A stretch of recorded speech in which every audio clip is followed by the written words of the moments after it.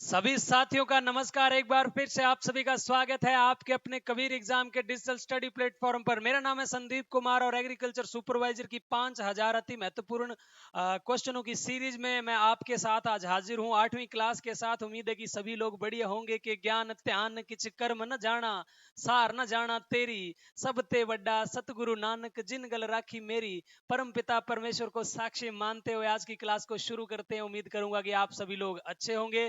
चलिए ज्यादा बातें ना करते हुए अपनी क्लास में लौट चलते हैं। और आज का जो आपका पहला क्वेश्चन है वो निम्न में से वर्णात्मक शाकनाशी का उदाहरण है। जो स्टूडेंट आज पहली बार क्लास को देख रहे हैं, इससे पहले अपनी 7 क्लासेस जो हो चुकी है उनमें 120 क्वेश्चन आपको करवा दिए हैं और 121वां से लेकर 140 क्वेश्चन आज की क्लास में करेंगे। परीक्षा की दृष्टि से वेरी वेरी इंपॉर्टेंट क्वेश्चन रहने वाले हैं।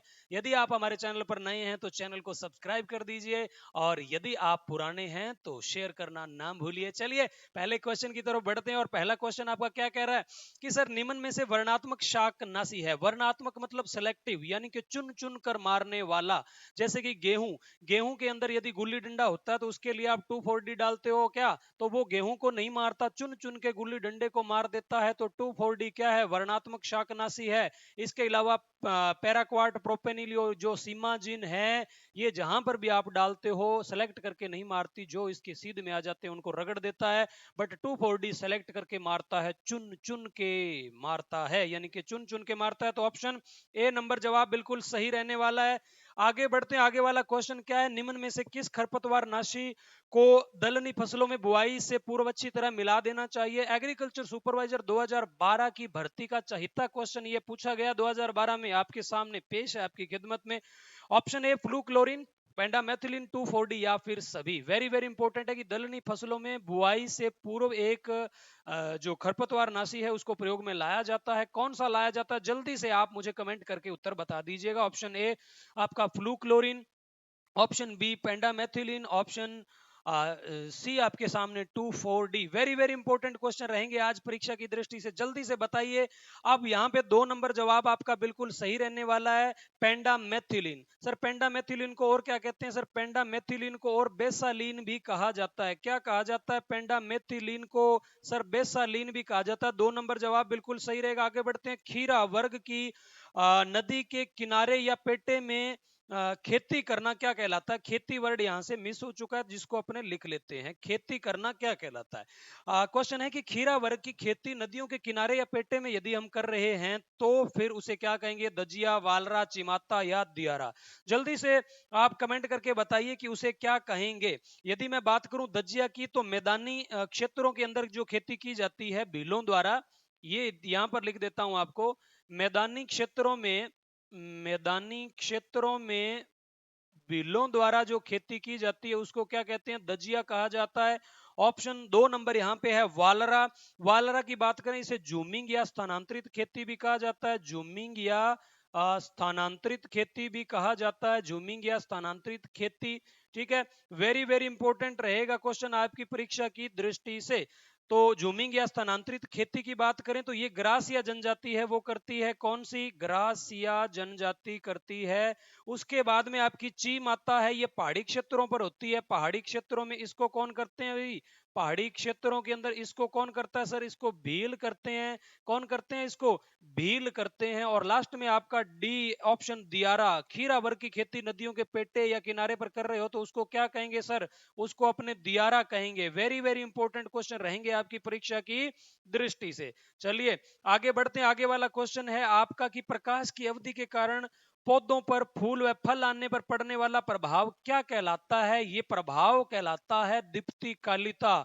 और इसकी अवधारणा दी थी गार्डनर ने दी थी, याद रखिएगा। ताप दीप्तिकालिता की अवधारणा किसने दी थी, गार्डनर ने दी थी। ऑप्शन ए नंबर जवाब बिल्कुल सही रहेगा, गार्डनर, याद रख लीजिएगा। ताप दीप्तिकालिता की अवधारणा किसने दी थी, ताप दीप्तिकालिता, ताप दीप्तिकालिता की अवधारणा सर गार्डनर ने दी थी। वेरी वेरी इंपॉर्टेंट रहेगा। आगे बढ़ते हैं। निम्न में से मृदा उर्वरता के लिए सत्य कथन नहीं है, यानी कि यहाँ पर 4 नीचे आपको कथन दिए गए हैं, आपको उन कथनों को पढ़ना है और मृदा उर्वरता के संबंध में क्या वो खरे उतरते हैं या नहीं, कौन सा इनमें से खरा नहीं उतरता या कौन सा गलत है उसका चुनाव करना है। तो सबसे पहले यहां पर लिखा है कि मृदा का अनुवांशिक गुण है। पहला ऑप्शन यहाँ पे है मृदा का अनुवांशिक गुण है, मृदा उर्वरता के संबंध में बात हो रही है, तो बिल्कुल सही है। जो मृदा उर्वरता होती है वो मृदा का क्या होता है भाई, आपके मृदा का अनुवांशिक गुण होता है, ये आपका बिल्कुल करेक्ट है, सही है। और उसके बाद में पोषक तत्व ही मृदा उर्वरता है, बिल्कुल सही है, क्योंकि उर्वरता का मतलब जो मिट्टी के अंदर पावर होती है तो वो पोषक तत्व ही होते हैं, तो ये बात भी बिल्कुल सही है। उसके बाद में लास्ट नंबर अपने पढ़ते हैं, जो मृदा स्वास्थ्य मृदा उर्वरता है, हाँ ये भी बात सही है, यदि मृदा हेल्थी है तो ही हम उसको कह सकते हैं कि मृदा पावरफुल है, सिंपल वर्डों में कहें। सी नंबर जवाब को अपने पढ़ते हैं, निश्चित प्रबंधन के तहत फसल उत्पादन मृदा उर्वरता नहीं कहलाता, निश्चित प्रबंधन के तहत फसल का उत्पादन करना शस्य विज्ञान कहलाता है। क्या कहलाता है? शस्य विज्ञान कहलाता है। तो ऑप्शन सी यहां पर क्या है, असत्य कथन है। ठीक है, सत्य कथन नहीं है या फिर असत्य है, आप समझ गए होंगे। आगे वाले क्वेश्चन पर बढ़ते हैं कि निम्न में से अत्यधिक भौतिक दशा खराब वाली मृदाओं के सुधार हेतु किस रसायन का प्रयोग किया जाता है?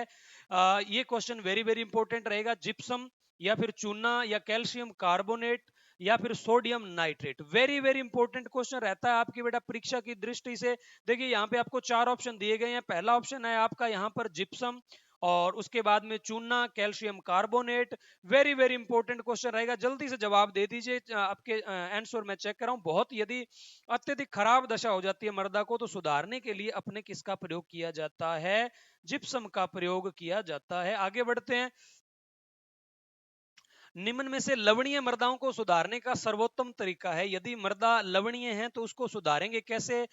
तो उसको खेत में पानी भरकर सुधारा जा सकता है, या खाई बनाकर, या खुरच कर, या उपरोक्त में से कोई नहीं। वेरी वेरी इंपॉर्टेंट क्वेश्चन रहता है कि यदि अपने लवणीय मृदाओं को सुधारना है तो अपने क्या करेंगे, खेत में पानी भर देंगे। और पानी भरने से क्या होता है, मिट्टी के अंदर जो उपस्थित लवण होते हैं वो पानी के साथ नीचे वाली परतों में बह जाते हैं। मैंने आपको पीछे वाली क्लास में बता दिया, यदि मृदा अवयव जल के साथ बहकर नीचे जा रहे हैं तो उनको क्या कहते हैं? लीचिंग कहते हैं, निक्षालन कहते हैं। यानी कि मृदा के अंदर जो लवण पाए जाते हैं वो निक्षालन के द्वारा क्या है, नीचे वाली परतों में चले जाते हैं और मृदा सुधर जाती है। It's a very simple question. आगे वाला क्वेश्चन बढ़ते हैं, फलदार पौधों के शुरू के वर्षों में छंटाई पौधों का ढांचा मजबूत बनाने के लिए की जाती है, जिसे क्या कहते हैं? देखिए दो प्रकार की कटाई होती है। सबसे पहले पहले जब पौधे की जो कटिंग करते हैं उसको पौधे को एक निश्चित ढांचा देने के लिए करते हैं, उसको क्या कहते हैं? ठीक है, एक तो होता है ट्रेनिंग, और दूसरा यहाँ पे बी जो लिखा गया, थोड़ी सी टाइपिंग में एरर है, इसको प्रूनिंग पढ़ें आप। क्या पढ़ना है इसको आपको? प्रूनिंग। तो उसे ट्रेनिंग कहते हैं या फिर उसे कहते हैं pruning. Very very important question रहेगा परीक्षा की दृष्टि से। चलिए उसको कहते हैं बेटा ट्रेनिंग। यदि प्रूनिंग की बात करें, फलदार वृक्षों की जो अतिरिक्त या सूखी टहनियां या रोगग्रस्त टहनियों को काटना क्या कहलाता है? प्रूनिंग कहलाता है, कांट छांट कहलाता है। यदि आप पौधे को एक निश्चित ढांचा देने के लिए उसकी कटाई कर रहे हो तो सर उसे ट्रेनिंग कहते हैं, या फिर हम ऐसे कह सकते हैं कि उचित फल भार धारण करने के लिए उस पौधे को ट्रेंड करना या उसकी कटाई करना, वो ट्रेनिंग कहलाता है। निम्न में से जड़ों की काट छांट किस पौधे के अंदर अनिवार्य है? ये वेरी वेरी इंपॉर्टेंट क्वेश्चन है। जड़ों की काट छांट को विंटरिंग भी कहते हैं और गुलाब में अपनाई जाती है, याद रखिएगा। ऑप्शन सी बिल्कुल सही रहेगा।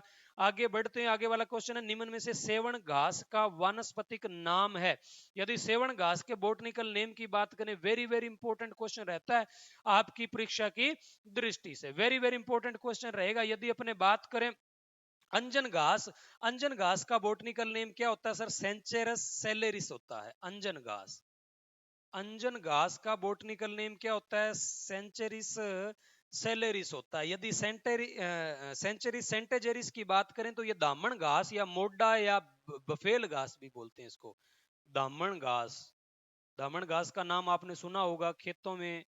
दामन घास या इसे क्या कहते हैं? मोडा भी कहा जाता है, मोडा घास भी इसे कहा जाता है, और इसे बफेल घास की संज्ञा भी दी जाती है, बफेल घास।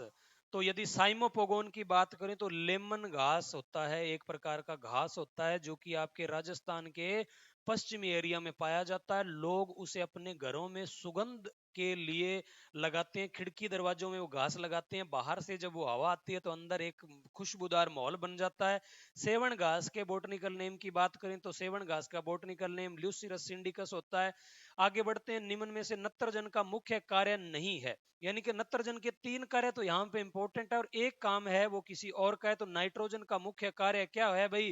प्रोटीन भी निर्माण करता है, एंजाइम के सहकारक के रूप में भी होता है और पौधों को हरा रखता है। लेकिन तेल निर्माण का मुख्य कार्य किसका होता है? सर ये सल्फर का होता है। सरसों के अंदर जो सल्फर देते हो, धूड़ा जो करते हो, वो तेल निर्माण के अंदर एक बहुत अहम भूमिका निभाता है। तो याद रखिएगा, तेल निर्माण जो होता है वो नत्रजन का काम नहीं होता, तो फिर किसका होता है? सल्फर का होता है। तो ऑप्शन डी नंबर बिल्कुल सही रहेगा। नाइट्रोजन की बात करें तो प्रोटीन निर्माण भी करता है, एंजाइम के सहकारक के रूप में भी होता है और पौधों को हरा भी रखता है। चलिए आगे बढ़ने से पहले आपको छोटी सी इंफॉर्मेशन दे देता हूं कि जितने भी साथी इस वक्त हमारे साथ लाइव जुड़े हैं, आप सभी की जानकारी के लिए बता दूं कि यदि आप घर बैठे एग्रीकल्चर सुपरवाइजर की कंप्लीट कोर्स लेना चाहते हो और घर बैठे एग्रीकल्चर सुपरवाइजर की तैयारी करना चाहते हो तो डाउनलोड करें हमारा कबीर एग्जाम ऐप। लिंक आपको वीडियो के डिस्क्रिप्शन में मिल जाएगा, मात्र 799 रुपए में, जिसके अंदर आपको उपलब्ध करवाए जाएंगे recorded video, live classes, doubt clear session, printed PDF notes और उसके साथ साथ topic wise MCQ question, mock test, daily analysis और उसके साथ साथ यूट्यूब लाइव क्लासेस की पीडीएफ आपको उपलब्ध करवा दी जाएगी। यदि आपने कोई और कोर्स खरीद रखा है या आप और कहीं से भी पढ़ रहे हो तो आप फिर भी हमारी एप्लीकेशन को डाउनलोड कीजिए। YouTube पे डेली जितने भी आपको क्वेश्चन करवाए जाते हैं उनका फ्री में वीडियो, फ्री में टेस्ट और फ्री में पीडीएफ प्राप्त करने के लिए कबीर एग्जाम एप्लीकेशन को प्ले स्टोर पे सर्च मार के भी आप डाउनलोड कर सकते हैं, अन्यथा वीडियो में आपको डिस्क्रिप्शन में लिंक मिल जाएगा। चलिए अपनी क्लास में चलते हैं और आगे वाला क्वेश्चन आपका 132 नंबर पर चलते हैं। 132 नंबर क्वेश्चन है कि मटर के छिलके सहित खाए जाने वाली किस्म कौन सी है? ऐसी किस्म कौन सी है मटर की जिसको हम सर सने छूंत के ही खा जाते हैं? तो सबसे पहले यदि अपने बात करें मटर की छिलके सहित खाए जाने वाली किस्म की, वेरी वेरी इंपॉर्टेंट रहता है मटर की छिलके सहित खाने वाली किस्मों की बात करें तो। ठीक है, एक इसके अंदर अर्केल वेराइटी की बात कर लेते हैं सबसे पहले। यदि मटर के दाने सूखने के बाद में थोड़े से कठोर और हार्ड हो जाते हैं, लेकिन अर्केल में क्या होते हैं, दाने सूखने के बाद भी कोमल रहते हैं। तो दाने सूखने के बाद भी कोमल रहते हैं, दाने सूखने के बाद भी क्या है? कोमल रहते हैं। कौन सी वैरायटी में रहते हैं सर? अर्केल में। अर्पणा की यदि अपने बात करें तो पत्ती विहीन और प्रथम बोनी किस्म है, इसमें पत्तियां नहीं पाई जाती। मटर की ऐसी कौन सी वैरायटी है जिसमें पत्ती नहीं पाई जाती और कोमा ये प्रथम बोनी किस्म है? तो वो है आपकी अर्पणा। मटर की प्रथम बोनी किस्म की बात करें तो सर ये अर्पणा है।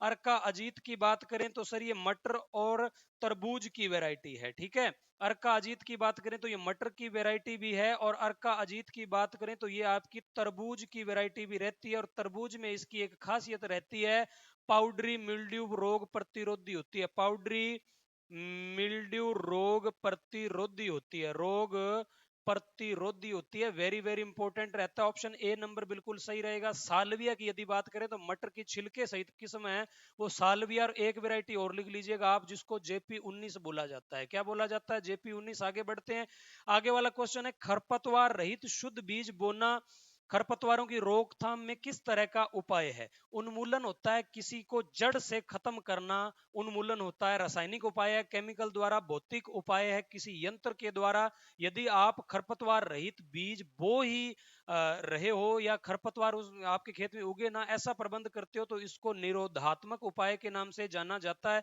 आगे वाले क्वेश्चन पर बढ़ते हैं, विश्व में सर्वाधिक खाद्य तेल के रूप में किस तेल का प्रयोग किया जाता है? यदि राजस्थान की बात करें तो सरसों, राजस्थान की बात करें तो आपकी सरसों, मूंगफली की बात करें तो आपके भारत, और विश्व की बात करें तो सोयाबीन। ठीक है, सोयाबीन विश्व में सबसे ज्यादा सोयाबीन का तेल खाया जाता है, भारत में मूंगफली का, राजस्थान में सरसों का खाया जाता है। पूछा क्या आपसे? उसने पूछा सर्वाधिक खाद्य तेल विश्व में सोयाबीन, ए नंबर जवाब बिल्कुल सही रहेगा।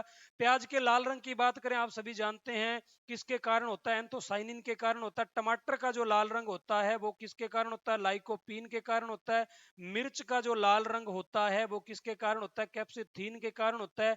क्वेसरटीन की बात करें तो प्याज का पीले रंग के लिए ये जिम्मेदार होता है, प्याज के पीले रंग के लिए जिम्मेदार होता है। रंग हेतु रिस्पॉन्सिबल होता है सर प्याज के पीले रंग के लिए। आगे वाले क्वेश्चन पर बढ़ते हैं। निम्न में से संस्कृत भाषा का शब्द है, यदि किसी के पीछे नोमी, लोजी या लोजोस आ जाए तो वो ग्रीक भाषा का शब्द हो जाता है। तो हम कह सकते हैं कि जो एग्रोनोमी है आपके ग्रीक भाषा का शब्द है। एग्रोनोमी जो है आपके किस भाषा का शब्द है सर? ग्रीक भाषा का शब्द है। वेरी वेरी इंपॉर्टेंट रहता है आपकी परीक्षा की दृष्टि से।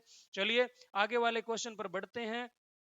थोड़ी सी यहाँ पे चार्जिंग की दिक्कत है तो चार्ज लगा लेते हैं। चलिए अगर अपने बात करें सेकेरम, तो सेकेरम जो होता है वो किस भाषा का शब्द है जी? संस्कृत भाषा का शब्द है। और मौसम जो है वो अरबी भाषा का शब्द है। ओलेरिकल्चर है वो लेटिन भाषा का शब्द है। सेकेरम जो है वो संस्कृत भाषा का शब्द है। निम्न में से रबी की फसल नहीं है? चना, सौंफ, मसूर और ज्वार। तो चना भी है, सौंफ भी है और मसूर भी है, लेकिन ज्वार जो होती है उसे खरीफ की फसल में काउंट किया जा सकता है। हालांकि ज्वार को रबी और खरीफ दोनों में आप उगा सकते हैं। मुख्य रूप से जो ज्वार है वो खरीफ की फसल होती है। और दलहनी फसलों में एकमात्र ऐसी फसल, दलहनी फसलों के अंदर एकमात्र ऐसी फसल जो कि रबी में बोई जाती है मसूर। याद रखिएगा, वेरी वेरी इंपॉर्टेंट है। बाकी जितनी भी फसलें हैं वो खरीफ की है। आगे बढ़ते हैं। आगे वाला क्वेश्चन है कि राजस्थान के साथ किस राज्य की सर्वाधिक सीमा लगती है? ये क्वेश्चन वेरी वेरी इंपॉर्टेंट है। और आपके क्वेश्चनों में जीके का भी एक क्वेश्चन यहां पर ऐड किया गया। हरियाणा, उत्तर प्रदेश, मध्य प्रदेश और गुजरात। तो ये जो है हमारे राजस्थान के साथ लगने वाले क्या हैं? पड़ोसी राज्य हैं।